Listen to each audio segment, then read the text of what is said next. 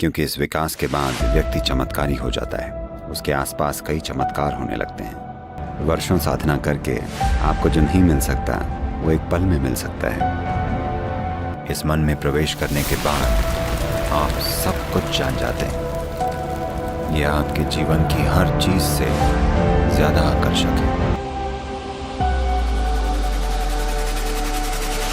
जैसे आपके पास तार्किक मन है, वैसे ही एक और मन है जो बिल्कुल अलग है। इससे आप टेलीपैथी और टेलीकाइनेसिस कर सकते हैं। ये दिव्य मनस है। उस स्थिति में इसे विकसित करना बहुत आसान है, पर इससे भारी परेशानी भी होती है। देखिए, आपका शरीर या जिसे आप मैं कहते हैं, ये कई चरणों में खुद को विकसित करता है।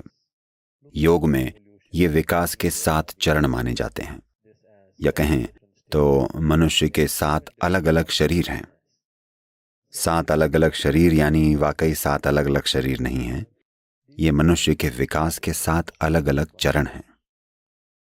पैदा होने के बाद 7 साल की उम्र तक सिर्फ भौतिक शरीर बढ़ता है। ये बाहरी शरीर या स्थूल शरीर है। 7 से 14 साल की उम्र तक व्यक्ति के भाव शरीर का यानी उसका भावनात्मक विकास होता है।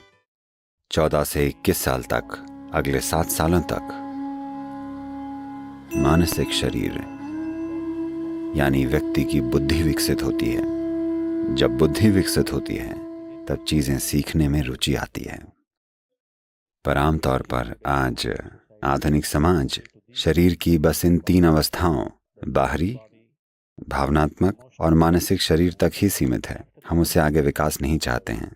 अगले 7 साल दिव्य मनस के लिए हैं। जैसे तार्किक मन होता है, वैसे एक और मन होता है जो बिल्कुल अलग है। योग में हम विकास के इस चौथे चरण से बचते हैं, क्योंकि इस विकास के बाद व्यक्ति चमत्कारी हो जाता है। उसके आसपास कई चमत्कार होने लगते हैं। यहाँ की चीजें वहाँ हो सकती हैं और वहाँ की यहाँ। कहीं और की बातें आप जान जाएंगे। ऐसी चीजें होंगी। योग में लोगों को दिव्य मनस तक पहुंचने नहीं दिया जाता है, क्योंकि ये है तो मन ही दिव्य है, यानी ये उस मन से कहीं बड़ा है जिसे हम जानते हैं। ये एक शानदार पैमाने का मन है। इस मन में प्रवेश करने के बाद आप काफी कुछ जानते हैं। सब कुछ नहीं, पर दूसरे लोगों के मुकाबले आप चमत्कारी हो जाते हैं। ऐसा होने के बाद लोग आमतौर पर अगले स्तर तक विकास नहीं कर पाते। ज्यादातर लोग इतने परिपक्व नहीं होते। वे इसे दूर रखकर आगे नहीं बढ़ पाते। वे इसी में उलझ जाते हैं। ये एक मानसिक स्थिति ही है। तब वे टेलीपैथी और टेलीकाइनेसिस कर सकते हैं। ये सब चीजें दिव्य मनस हैं। 21 से 28 तक ये विकास आसानी से हो सकता है। ये एक प्राकृतिक प्रक्रिया है। उस उम्र में ये विकास बहुत आसान होता है। पर जो लोग आध्यात्मिक पथ पर हैं, उन्हें इसकी तलाश कभी नहीं करनी चाहिए, क्योंकि तब आपके पास बस एक ऊंचे स्तर का मन होगा। वैसे ही मन भ्रम में डालता है। ऊंचा मन गहरे भ्रम में डालेगा। ये आपको निचले मन से कहीं अधिक गहरे तरीके से उलझाएगा, तो हम इसे दूर ही रखते हैं। दिव्य मनस से जुड़ने के बाद कोई भी परम तत्व नहीं खोजेगा, क्योंकि ये इतना विशाल, इतना चमत्कारी है। ऐसा लगेगा भगवान मिल गए। आपको कुछ और नहीं चाहिए होगा।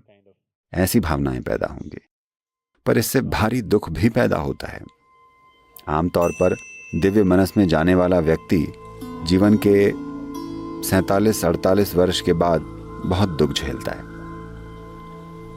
योग के मार्ग पर हम कुछ चीजों को दरकिनार करके हमेशा शून्यता पूर्ण विसर्जन की कोशिश करते हैं, क्योंकि उसके बिना काम नहीं चलता। आध्यात्म को एक विज्ञान मानने के बाद हम आध्यात्मिक मार्ग में मनोरंजन नहीं ढूंढते।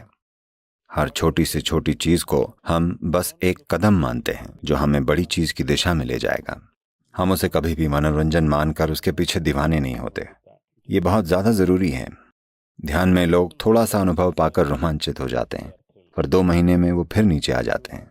ऐसा बार बार हो रहा है, क्योंकि आपका मनोरंजन होता है। इन चीजों से अपना मनोरंजन न करें। चाहे जो भी हो, हमारा काम है लक्ष्य तक पहुंचना।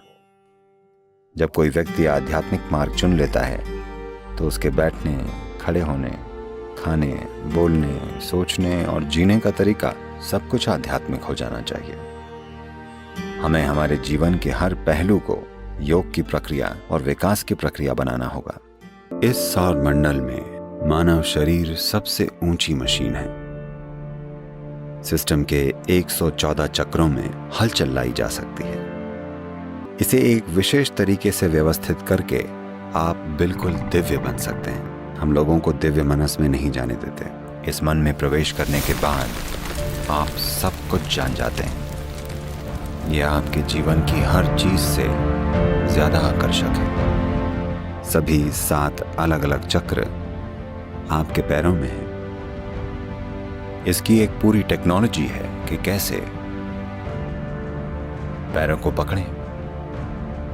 वर्षों साधना करके आपको जो नहीं मिल सकता वो एक पल में मिल सकता है। आपका नर्वस सिस्टम ये बता सकता है कि ये फूल कितना पुराना है। हर पल आप पूरी तरह उस आयाम के साथ हैं जो हर चीज का आधार है।